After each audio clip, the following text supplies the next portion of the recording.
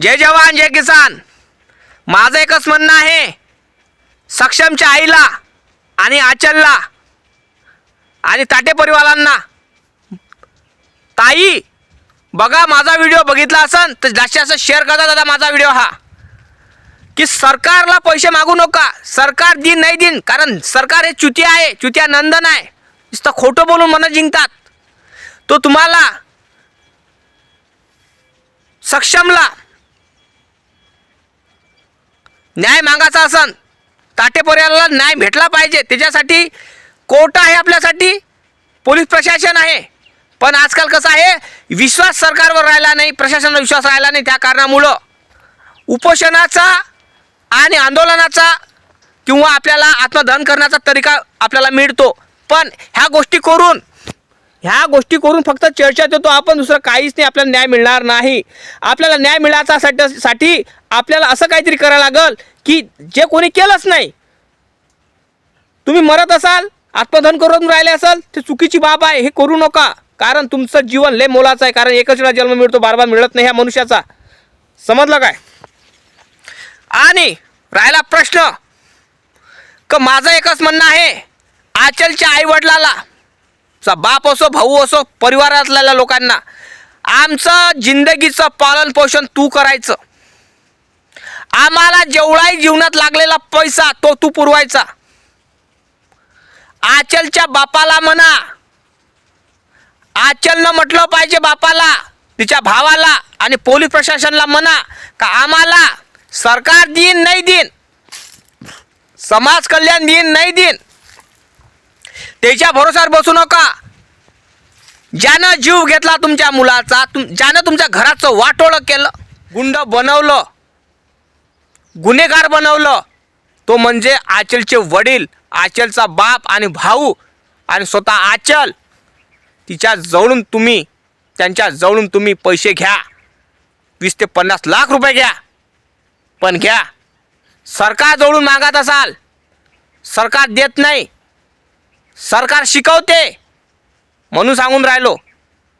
आणि न्याय मिळणारच आहे, आज न उद्या न्याय मिळणार आहे, कधीही। खऱ्याला न्याय मिळतो, त्याला टाइम लागतो, पण न्याय मिळतो। खोट्याला न्याय मिळत नाही, हे लक्षात ठेवा। खोटं आता तुम्हाला बरं वाटत असेल कोणाला, पण खोटं हा शेवटपर्यंत टिकत नसतो। खोट्याची नाव आता आज ना उद्या ते डुबणारच म्हणजे डुबणारच, आणि खऱ्याची नाव ते तरंगत किनाऱ्यावर जाणारच, हे लक्षात ठेवा। तुम्हाला न्याय मागायचा असेल तर सरकार देणार न्याय, कोर्ट न्याय देणार, कायदा न्याय देणार। पण पैसा वसूल करायचा असेल, तुम्हाला पैसा मागायचा असेल तर आचलच्या बापाकडून मागा, तिच्या भावाला मागा, 20 ते 25 लाख रुपये मागा। कारण त्याच्यामुळं, त्या परिवारामुळं, आचलच्या परिवारामुळं तुमचा मुलाचा जीव गेला, तुमच्या घराचं उद्ध्वस्त झालं, घर उद्ध्वस्त झालं, चांगलं खेळतं घर उद्ध्वस्त झालं। तुमचा पोटातला जो गोळा होता, 9 महिने 9 दिवस ठेवला होता तुम्ही पोटात, त्याला वाळवलं होतं फुलावानी, हाताच्या फळावानी जपलं होतं, तो सक्षमला न्याय मिळणार म्हणजे मिळणार। आणि त्या सक्षमला मारणारा जो गुन्हेगार म्हणजे आचलचा बाप, त्याला पैसे मागा तुम्ही, दुसऱ्याला नका मागू। कारण सरकार दिन नाही दिन, समाज कल्याण दिन नाही दिन, काही गॅरंटी नाही आहे।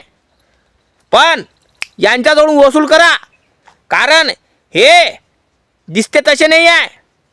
कारण तुमच्या मुलाचा जीव त्यानं घेतला, तुमच्या घराचं वाटोळं त्यानं केलं, तुमच्या मुलाला गुंड त्यानं बनवलं, गुन्हेगार त्यानं बनवलं, तो बनला नाही। आणि कोणीही आईच्या पोटात गुन्हेगार नसतो, पैदा झाल्यावर गुन्हेगार जन्मा नसतो येत, समाज बनवते, अशा सारख्या बावळट मुलीचे बाप बनवते, असे मुली बनवतात गुन्हेगार मुलांना, म्हणून गुन्हेगार मुलं बनतात, नाही तर मुलं गुन्हेगार कधीच नसतात। कारण मुलांना कोण गुन्हेगार बनवतं, अशा बावळट मुली, जे मुलं खरे प्रेम करणार राहत असतात, अशा बावळट मुलीवर प्रेम करून गुन्हेगार स्वतः बनतात। कळलं काय? कळलं काय माझं बोलणं काय आहे? रोखठोक बोलणं आहे। लाईक करा, चॅनलला सबस्क्राईब करा, फेसबुकवर फॉलो करायला विसरायचं नाही। कारण कमेंट करून सांगायचं खरं बोलतो की काय युवराज तू खरं बोलून राहिला।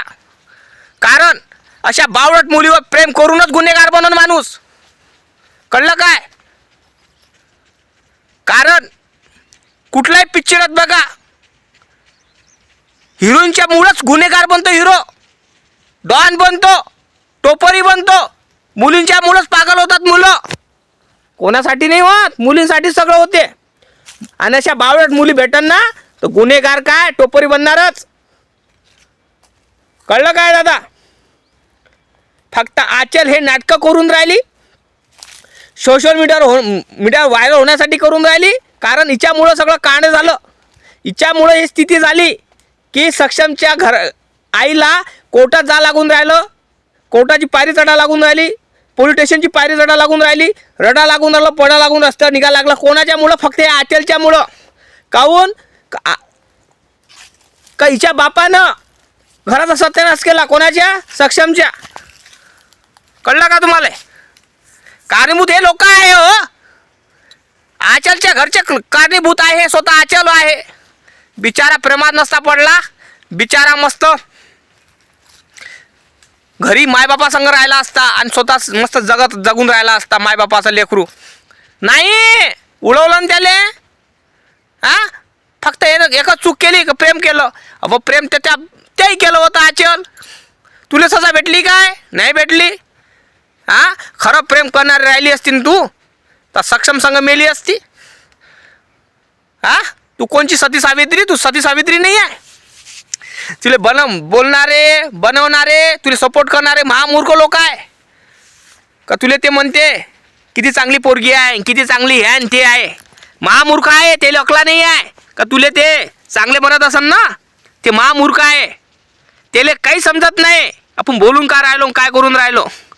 कारण त्याच्या डोक्यात हेच भरलेलं आहे की चांगली आहे, चांगली आहे. पण त्यांना हे समजून राहिलं नाही खरं त्या सक्षमच्या घरातला वाटोळं कोणामुळं झालं, सक्षमचा जीव कोणामुळं गेला हे नाही.